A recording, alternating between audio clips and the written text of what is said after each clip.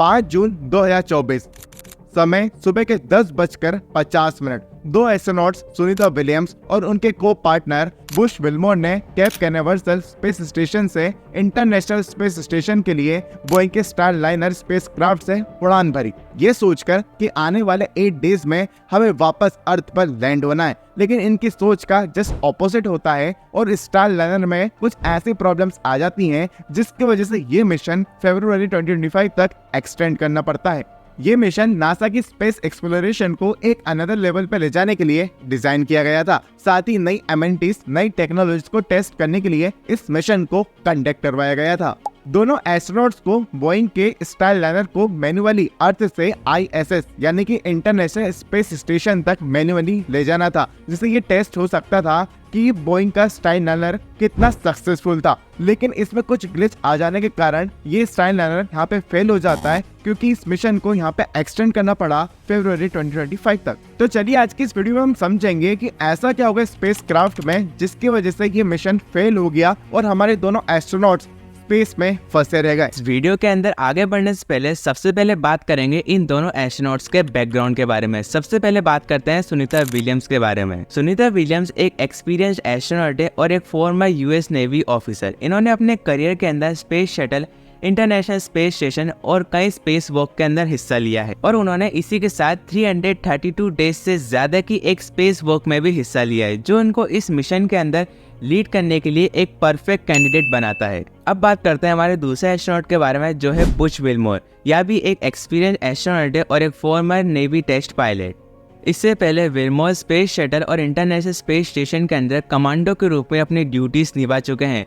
Wilmore की technical expertise और problem solving skills इस मिशन के लिए एक परफेक्ट एस्ट्रोनॉट बनाती है। नाउ कम ऑन गाइस, अब इस मिशन को अपन चैप्टर वाइज समझते हैं कि इस मिशन में आखिर ऐसा क्या हुआ जो मिशन 8 दिन का था उसको एक्सटेंड करके फरवरी 2025 तक करना पड़ा। और अब यह भी जानेंगे कि नासा अब ऐसा क्या करने वाला है इनको अर्थ पे लाने के लिए, और इतने टाइम के अंदर जो एस्ट्रोनॉट्स थे स्पेस के अंदर उनकी बॉडी पे क्या इफेक्ट्स पड़े। चैप्टर 1, आगे सुनीता और विल्मोर को स्पेस स्टेशन भेजा क्यों गया था। बोइंग की तरफ से ये कहा गया था कि इस मिशन में हम नासा के साथ मिलकर बोइंग के स्टारलाइनर को टेस्ट करने वाले हैं। स्टारलाइनर के लॉन्च के टाइम बोइंग के CEO टेल कोलबर्ट ने कहा था कि स्पेस रिसर्च में इस जनरेशन की ये शानदार शुरुआत रहने वाली है। इस मिशन को लॉन्च करने से पहले एक मेन टास्क यह था कि स्पेसक्राफ्ट को स्पेस स्टेशन तक ले जाकर उसको वापस लाने की कैपेबिलिटी को टेस्ट करना था और एस्ट्रोनॉट्स को स्पेस के अंदर 8 दिन रहकर कई रिसर्च और एक्सपेरिमेंट भी करने थे। सुनीता और विल्मोर पहले ऐसे एस्ट्रोनॉट्स हैं जो एटलास V रॉकेट के जरिए स्पेस में भेजे गए थे। इन दोनों एस्ट्रोनॉट्स को इस स्पेसक्राफ्ट को मैन्युअली कंट्रोल करना था और फ्लाइट टेस्ट से जुड़े कई तरह के ऑब्जेक्टिव्स भी पूरे करने थे। अब चैप्टर 2 में हम ये समझेंगे कि आखिर स्पेसक्राफ्ट में ऐसी क्या प्रॉब्लम हो गई थी जिसके वजह से एस्ट्रोनॉट्स स्पेस में ही फंस गए। स्पेसक्राफ्ट के लॉन्च से पहले और बाद में बहुत सारी दिक्कतें आ रही थी। जब 5 जून को पहली बार इस स्पेसक्राफ्ट को लॉन्च किया गया था तब इसके एंड टाइम पर कंप्यूटर में ग्लिच आ गया था। सेकेंड टाइम इस स्पेसक्राफ्ट को लॉन्च करने की कोशिश की गई थी तो लॉन्च से 2 घंटे पहले इसके प्रेशर वॉल्व में कुछ प्रॉब्लम हो गई थी, जिसकी वजह से लॉन्च की उल्टी गिनती रोक दी गई थी। 5 जून को लॉन्च से पहले इस स्पेसक्राफ्ट में एक और इशू आया था। ऑक्सीडाइजर का फ्लो कंट्रोल करने वाले एक वोल्व में गड़बड़ी आ गई थी, जिसकी वजह से ऑक्सीडाइजर का फ्लो कंट्रोल ही नहीं हो पा रहा था। ऑक्सीडाइजर का मतलब ऐसे केमिकल जिसकी वजह से रॉकेट का फ्यूल जलता है और ऑक्सीडाइजर की हेल्प से ही फ्यूल जलता है और रॉकेट अपना रास्ता बदल पाते हैं।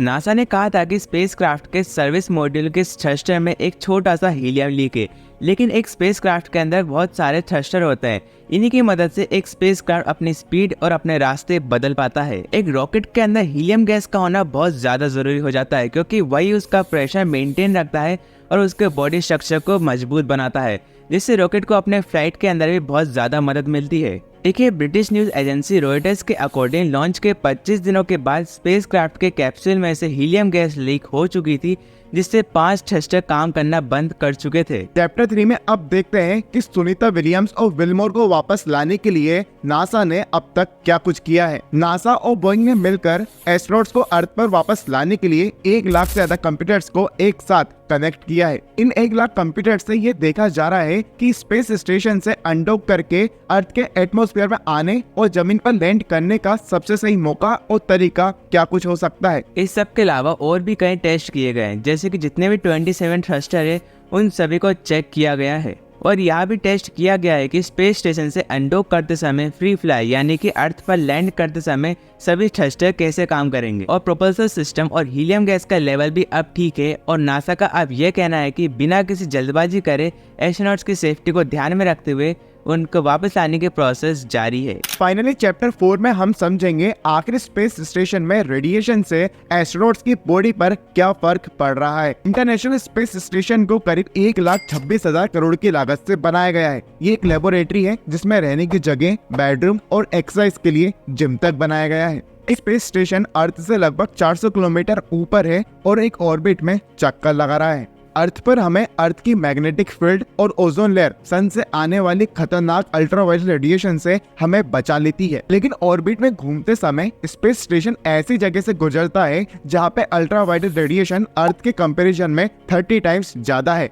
स्पेस स्टेशन एक हफ्ते में उतना अल्ट्रावायलेट रेडिएशन झेलता है जितना हम अर्थ पर 1 साल में झेलते हैं। इतने रेडिएशन के अंदर कैंसर, बॉडी टिश्यूज और नर्वस सिस्टम के खराब होने का खतरा बना रहता है। आज की इस वीडियो में बस इतना ही। आई होप आपको ये वीडियो बिल्कुल पसंद आया होगा और ये मिशन आपको समझ में आया होगा। हमने 1 to 1 चैप्टर वाइज आपको समझाया है इस पूरे मिशन को। आपका क्या ओपिनियन है इस मिशन के बारे में मुझे कमेंट्स में बताना। और हमारी रिसर्च आपको थोड़ी सी भी पसंद आई हो तो वीडियो को लाइक करके और ऐसे वैल्यूएबल कंटेंट के लिए चैनल को सब्सक्राइब करना बिल्कुल भी मत भूलना।